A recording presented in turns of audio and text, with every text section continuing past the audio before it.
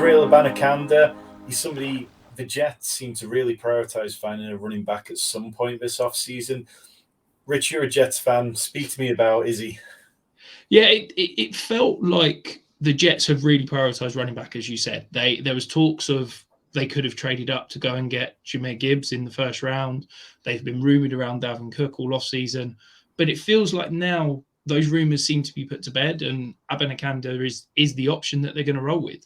We know that Breece Hall's probably going to be slow coming back. They're going to ease him in. It feels like Michael Carter has been completely cast aside as an option.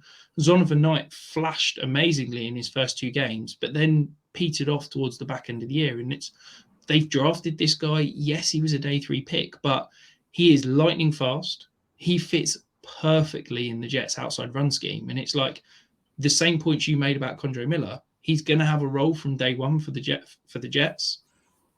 And he's a potential guy that you could, within 2 weeks, you're going to know, is he going to have any value for the rest of the year or not? And I don't know about you, Tom, but those are the guys I quite like drafting because I know I need those end of roster spots to churn and work the waiver wire. So if I can get a guy that I'm saying, this guy could be really useful for me, but I'm going to know straight away, then it's a well worth the price I have to pay to go and get him.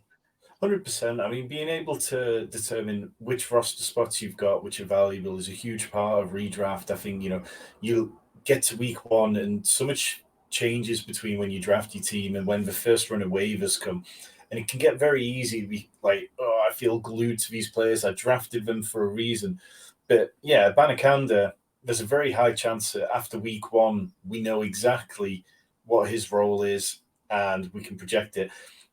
Do you think he can be the kind of pass catching back for the Jets? I mean, we saw how valuable that was with Aaron Jones when he was with Aaron Rodgers in Green Bay.